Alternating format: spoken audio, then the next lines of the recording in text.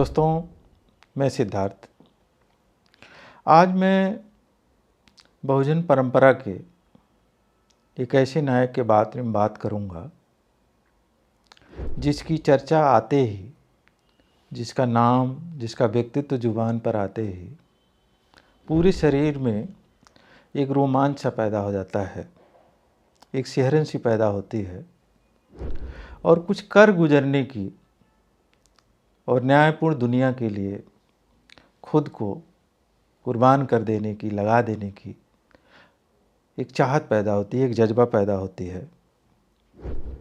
उस व्यक्तित्व का नाम है जगदेव बाबू, जगदेव प्रसाद, जिन्हें हम आज शहीद जगदेव प्रसाद के नाम से जानते हैं, जिन्हें बहुत सारे लोग बिहार की लेनिन भी कहते हैं। बिहार का लेनिन यूँ कि लेनिन ने रूस में क्रांति संपन्न कर दिया था। उसके पहले क्रांति का सिद्धांत था, लेकिन क्रांति को अंजाम दिया दुनिया में पहली बार लेनिन के नेतृत्व में रूस में। तो जगदेव बाबू भी क्रांति को, जो सिद्धांत है, उसको व्यवहार में कैसे उतारा जाए, इसकी अगुवाई करने वाले व्यक्तित्व थे। जैसा कि आप सभी जानते हैं कि बहुजन परंपरा के जो नायक हुए हैं, ज़्यादातर नायक एक ही साथ चिंतक भी हैं, विचारक भी हैं, राजनीतिक कार्यकर्ता भी हैं, संगठन भी बनाते हैं, संघर्ष भी करते हैं। और जगदेव बाबू एक ऐसे व्यक्तित्व थे जो जितने बड़े चिंतक थे, जितने बड़े विचारक थे, आप जानिए, एक तरफ वो अंग्रेजी के पत्रिका लीडर का संपादन करते हैं, दूसरी तरफ हिंदी की तमाम पत्रिकाओं का संपादन करते हैं। जितनी अच्छी पकड़ उनकी हिंदी पर है, उतनी अच्छी पकड़ उनकी अंग्रेजी पर है। भोजपुरी तो मान लीजिए उनकी भाषा ही है, बिहार की भाषा ही है। इसके साथ ही साथ वो जितना ही देश के हकीकत को जानते हैं, उतना ही वो मार्क्सवाद जानते हैं, उतना ही वो रूसी क्रांति के बारे में जानते हैं। और बिहार की ज़मीन को जिन लोगों ने क्रांतिकारियों की ज़मीन बनाया, उसमें जगदेव बाबू एक बड़ा नाम है।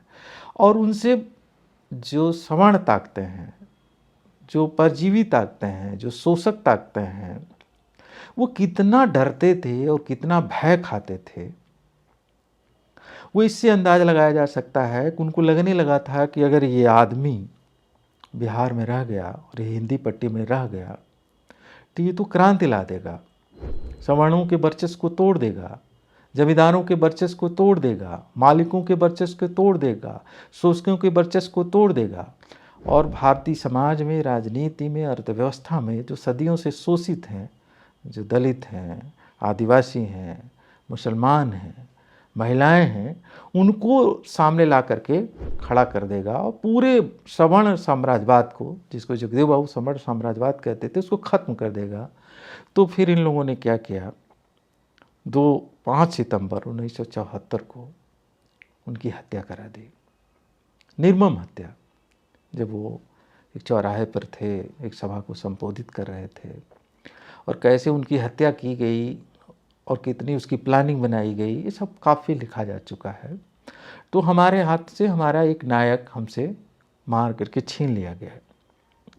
जगदेव बाबू का जन्म हम इसलिए आज बात कर रहे हैं कि आज ही की तारीख 2 फरवरी को 1922 में उनका जन्म हुआ था। बिहार का कुर्था प्रखंड है, अरवल जिला, कुरहारी गांव में। हालांकि वो जगदेव बाबू ने जातियों की सभी सीमाएं तोड़ दी थीं, लेकिन फिर भी चर्चा की जाती थी तो उनका जन्म कुशवाहा समाज में हुआ था। और वो जितने बड़े क्रांतिकारी थे, जितने बड़े संगठनकर्ता थे, उतने बड़े विचारक थे। बार बार मैं रेखांकित कर रहा हूँ, उनके विचारों को ज़रा देखिए। एक बात सबसे पहले उन्होंने कही थी कि 15 अगस्त 1947 को हमारा देश ब्रिटिश साम्राज्य से आज़ाद हो गया, लेकिन दलितों को, आदिवासियों को, मुसलमानों को और पिछड़ी जातियों को, जो ऊंची जातियों का साम्राज्यवाद है, उससे मुक्ति नहीं मिली। यहाँ आप हल्का सा याद कर लें कि डॉक्टर अम्बेडकर ने कहा था कि जो गांव है, ये दलितों का टोला है, वो सवर्णों का उपनिवेश है। लेकिन जगदेव बाबू ने कहा था कि एक तरह से ये जो ऊंची जातियाँ हैं, उनके साम्राज्य के अधीन दलित रहते हैं, आदिवासी रहते हैं, पिछड़े रहते हैं, मुसलमान रहते हैं। और जगदेव बाबू ने अपना पूरा का पूरा जीवन इसी ऊंची जातियों के साम्राज्य को तोड़ने में लगा दिया। वो लिखते हैं कि 1948 में जो सपना हम लोगों ने देखा उसमें 5% भी सफलता नहीं मिली। हिंदुस्तान में जितने राजनीतिक दल हैं उनका नेतृत्व ऊंची जात के हाथ में है, चाहे कांग्रेस हो, चाहे जनसंघ, कम्युनिस्ट हों या संयुक्त सोशलिस्ट, प्रजा सोशलिस्ट हों या स्वतंत्र पार्टी, सभी पर उनका कब्जा है। हिंदुस्तान की तमाम बीमारियों की जड़ ये लोग हैं। जगदेव बाबू ने साफ शब्दों में कहा था कि भारत की जो बीमारियों की जड़ है, जहाँ से बीमारियों का सोता बहता है, जहाँ से बीमारियों की नदियाँ निकलती हैं, वो जो हैं अपर कास्ट के ऊंची जातियों के लोग हैं। और उन्होंने बिहार के संदर्भ में नाम लेकर के कहा था कि ऊंची जाति वाले साम्राज्यवादी हैं। नाम किसका? ब्राह्मण, राजपूत, भूमिहार साम्राज्यवादी हैं। जो लोग कहते हैं कि उसमें जो गरीब लोग भी हैं तो उनके बारे में क्या कहते हैं? उनके गरीब भिखमंगे भी साम्राज्यवादी हैं। इनका नाम द्विज है। चौथा नाम इनका सामंत है। ये हिंदुस्तान के जार हैं। जार मतलब जो रूस में था। और ये हिंदुस्तान के कुलक हैं, जो जमींदार हैं। वो पूरे भारत को ऊंची जातियों का उपनिवेश मानते थे। वो लिखते हैं, आज का हिंदुस्तान 10% ऊंची जात का विशाल उपनिवेश है। सब चीज़ों पर इनका एकाधिकार है। तो इसके साथ इन्होंने कहा था कि उनका कहना था कि दलित, जो जिसमें हरिजन कहा जाता था, आदिवासी, मुसलमान और पिछड़ी जातियां शोषित हैं, जिसको जगदेव बाबू 90% कहते थे। वो कहते थे कि ये जो संघर्ष है वो 90% बनाम 10% का संघर्ष है। और ये 90% शोषित हैं और जो 10% हैं वो कहते हैं कि वो क्या है? शोषक है। एक बात जगदेव बाबू के चिंतन में बड़ी ज़बरदस्त तरीके थी। कई बार लोग मुसलमानों को भूल जाते हैं, लेकिन जगदेव बाबू कहते हैं कि हाँ, तमाम मुसलमान शोषित हैं, अमीर हों या गरीब। मुसलमान जब शासक थे तो शासक थे, मगर आज वे शोषित हैं। अन्य जातियों की तरह मुसलमान भी इस देश में दूसरे तीसरे दर्जे के शहरी हो गए हैं। अव्वल दर्जे के शहरी इस मुल्क में सिर्फ द्विज हैं। यहाँ एक बात ध्यान दीजिए कि बाबा साहब इस बात को समझ गए थे और जगदेव बाबू ने और स्पष्ट तरीके से कहा है कि 47 से पहले जो मुसलमानों की स्थिति थी देश में और 47 के बाद वो बदल गई थी। मुगल साम्राज्य के टूटने के साथ ही बदल गई थी, लेकिन 47 के बाद जो शासक मुसलमान थे, मध्य वर्ग के मुसलमान थे, वो पाकिस्तान चले गए थे।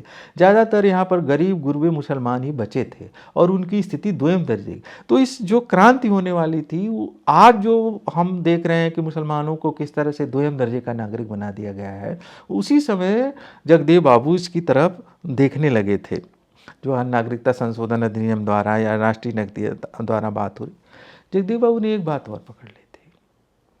वो जो बड़ी बात है कि उस ज़माने में भी, आज की तारीख में भी, कम्युनिस्ट पार्टी उसका अभिनेता सवर्ण, जनसंघ पार्टी उसका अभिनेता सवर्ण, सोशलिस्ट पार्टी के अलग अलग जड़ उसका अभिनेता सवर्ण, कांग्रेस पार्टी उसका अभिनेता सवर्ण, और जैसे हम देखते हैं मीडिया वो भी सवर्ण, साहित्य अकादमी वहाँ भी सवर्ण। यानी ये जो मुट्ठी भर में यही सत्ता है, यही विपक्ष है, यही प्रतिपक्ष है, यही क्रांतिकारी हैं, यही प्रतिक्रांतिकारी हैं। और कुल मिला जुला करके जो पूरी चीज़ होती है इतने में ही सिमट करके रह जाती थी। इसके लिए जगदेव बाबू ने, पहले तो उनको उम्मीद थी, जिन लोगों ने यहाँ तक कि लोहिया को बहुत ही पिछड़े पावें 100 में 60 के लोहिया का नारा था और लोहिया को बहुत ही पिछड़ों का, दलितों का हिमायती माना जाता था, लेकिन बहुत पहले ही समझ लिया था जगदेव बाबू ने।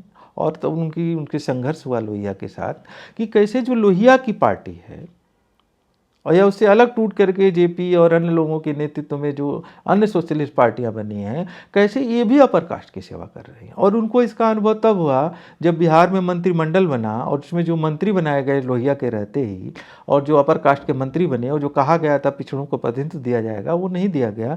तो खुद को उन्होंने क्या कर लिया, अपने को लोहिया से भी अलग कर लिया। अब जानते हैं, बहुत सारे लोगों को परिचय नहीं होगा कि जगदेव बाबू और रामस्वरूप वर्मा ने क्या कहा था लोहिया से।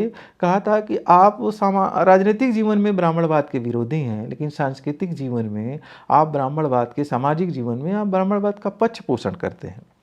आज हम मंदिरों को देख रहे हैं, हमें मालूम है कि आज जितने भी मंदिर हैं वो एक तरह से आरएसएस के ऑफिस है। ज़्यादातर मंदिर आरएसएस के कार्यालय हैं, और जो वहाँ के पुजारी हैं, वहाँ के महंत हैं, वो एक तरह से उनके ऑफिस बियरर हैं आरएसएस के और भाजपा के। आज की तारीख में कोई भाजपा के उतने कार्यालय नहीं है। इसी मामले में जगदेव बाबू ने कहा था, ब्राह्मणवाद के आधार मंदिरों के निर्माता और संरक्षक पिछड़ी जाति के अमीर हैं। ऐसा नहीं है कि पिछड़ी जातियों की समस्याओं को उनका एहसास नहीं था। उन्होंने ये कहा था कि अगर ये पिछड़ी जातियाँ ये मंदिरों को संरक्षण देना बंद कर दें, हिंदुत्व को संरक्षण देना बंद कर दें, तो ये ज़्यादा दिन टिक नहीं करते। ईश्वर और वेद के बारे में उनकी क्या रहती थी? साफ साफ कहते थे, ईश्वर, वेद, पुराण, शास्त्र जाल, फरेब और शोषक के हाथ की तलवार है। कोई कन्फ्यूजन नहीं है बहुजन नायकों की तरह जगदेव बाबू में, चाहे वो ईश्वर हो, चाहे वेद हो, चाहे पुराण हो, चाहे शास्त्र हो, ये जाल फरेब हैं और क्या है, शोषक वर्ग के हाथ के तलवार हैं। द्विजों के बारे में उन्होंने एक बड़ी बात कही है, सवर्णों के बारे में, द्विज विज्ञान और बुद्धि का दुश्मन भी है। ये सबसे पढ़े लिखे कहे जाते हैं, लेकिन जिसको विज्ञान कहते हैं, जिसे तर्क कहते हैं, जिसे विवेक कहते हैं, इस देश में उसका सबसे बड़ा अगर कोई दुश्मन है तो ये द्विज लोग हैं, ये सवर्ण लोग हैं। जगदेव बाबू ने बहुत गहरा अध्ययन किया था रूसी क्रांति का भी, और रूसी क्रांति और भारतीय क्रांति का अंतर करते हुए कहते हैं कि रूस या दुनिया के अन्य देशों में जाति नाम की कोई चीज़ नहीं, इसीलिए जो वर्ग संघर्ष का स्वरूप दुनिया के अन्य देशों में हो, उसे ठीक ठीक हिंदुस्तान में नहीं लागू किया जा सकता है। वो साफ शब्दों में कहते हैं कि रूस का जो सर्वहारा था, जो यूरोप का सर्वहारा है, वो आर्थिक सर्वहारा है, मूलतः आर्थिक सर्वहारा है, लेकिन जो हिंदुस्तान का सर्वहारा है वो केवल आर्थिक तौर पर गुलाम नहीं है, वो आर्थिक और सामाजिक दोनों ख्याल से सर्वहारा है। हिंदुस्तान का सर्वहारा सांस्कृतिक दृष्टि से भी सर्वहारा और गुलाम है। और वो बार बार कहते हैं कि अगर यहाँ मार्क्स होते, यहाँ लेनिन होते, तो सबसे पहले अगर किसी समस्या का समाधान ढूंढते तो वो जात की समस्या थी।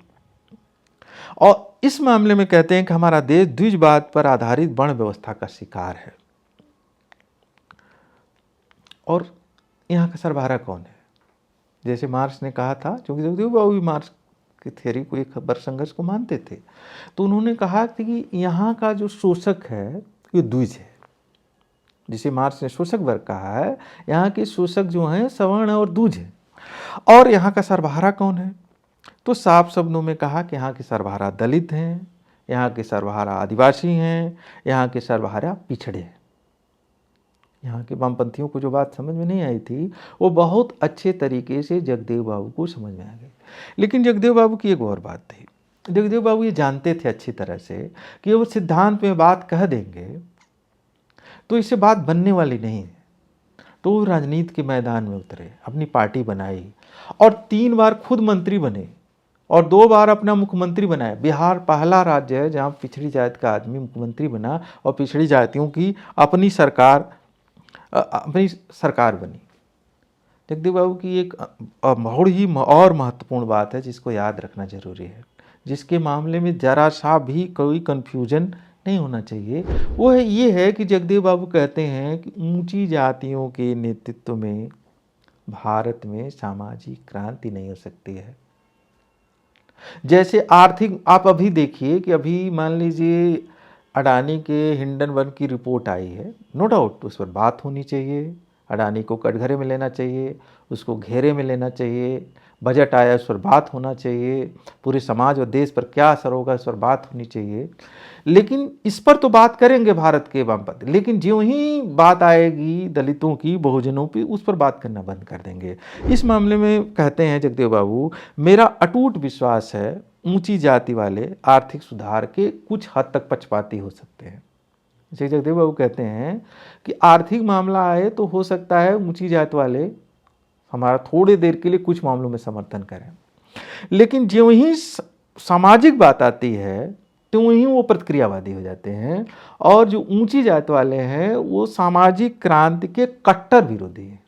आप तुलसी के प्रसंग में अभी देख लीजिए, तुलसी के ऊपर जो चुनौतियां पेश कर रहा है बहुजन समाज, वो एक किस्म की भारत में सामाजिक सांस्कृतिक क्रांति है। लेकिन सामाजिक सांस्कृतिक क्रांति को रोकने के लिए जो सामने आकर खड़े हो गए हैं, सब ऊंची जात के लोग हैं। चाहे वो ऊंची जात के लोग अरे मार्क्सवादी वामपंथी हों, चाहे वो गांधीवादी हों, चाहे लोहियावादी हों, चाहे वो नेहरूवादी हों, चाहे वो एडगरवादी, सब एकजुट हो गए हैं। यानी जब सामाजिक क्रांति का प्रश्न आएगा तो उसके विरोध करने के लिए सब, ये बात उस समय उन्होंने समझ ली थी जो आज हमको साफ शब्दों में दिखाई दे रहे। इस मामले में जगदेव बाबू कहते हैं कि ऊंची जातियों के लोग क्रांतिकारी नहीं हो सकते हैं, और किसी न किसी तरीके से एक बात की तरफ और जो मैं अंत में कहना चाहूँगा कि जगदेव बाबू कहते थे कि हमें सवर्णों की राजनीतिक हलवाई नहीं करनी है। मतलब जो गांव में प्रधान होगा तो जो सवर्ण चाहेगा उसके हिसाब से प्रधान बनना, मतलब सवर्णों की राजनीति। आजकल बहुत सारे प्रधान अपने किसी कारिंदे को उठा लेते हैं सवर्ण जातियों के लिए, सुरक्षित सीटों में भी उनको बना देते हैं। इसी तरह मैं साफ शब्दों में कह रहा हूँ, किसी को बुरा लग सकता है, कि जो हमारे प्रधानमंत्री जी हैं नरेंद्र मोदी जी, वो पिछड़ी जात के हैं, लेकिन वो आरएसएस की अपर कास्ट की राजनीतिक हलवाई कर रहे हैं, क्योंकि उनके हितों की। राजनीतिक हलवाई का मतलब हलवा वो होता है, हल तो उसके हाथ में होता है, लेकिन वो जोतता किसके लिए है? मालिक के लिए। तो राजनीति का हल हमारे हाथ में है, लेकिन हम मालिक के लिए जोत रहे हैं, जिसको कांशीराम साहब ने चमचा कहा था। तो ये जो चमचा बन जाता है अगर कोई आदमी अपर कास्ट का, तो राजनीतिक हलवा होता है। ये राजनीति की हलवाई है। हमें वोट का राइट अधिकार मिला है, हमारा बहुसंख्यक वोट है, हम प्रधान अगर मंत्री हो रहे हैं, विधायक हो रहे हैं, तो हमें अपर कास्ट की सेवा करने के लिए नहीं हो रहे हैं। इस राजनीतिक हलवाई को हमको बंद करना होगा। और इस मामले में अगर मैं इस महान शहीद को सलाम करते हुए आज उनके जन्मदिन पर अगर कुछ कहना चाहूँ तो यही कहना चाहूँगा कि चाहे कोई भी राजनेता हो, आज अगर जगदेव बाबू से को याद करते हुए, उनसे प्रेरणा लेते हुए एक संकल्प ले कि हमारे राजनीति करने का उद्देश्य पिछड़ों की, दलितों की, मुसलमानों की, आदिवासियों की आवाज़ बनना है, न कि कुछ अपने थोड़े से व्यक्तिगत स्वार्थों में सवर्णों की राजनीतिक हलवाई करना है। तो मित्रों, आज बहुत ही संक्षेप में, हालांकि जगदेव बाबू का जीवन बहुत ही बड़ा और बड़ा महाकाव्यात्मक है, लेकिन बहुत ही संक्षेप में बहुजन नायकों की जो परंपरा है उसके एक बड़े नायक शहीद जगदेव बाबू को उनके जन्मदिन पर पुनः मैं सलाम करता हूँ। धन्यवाद दोस्तों, शुक्रिया, जय भीम।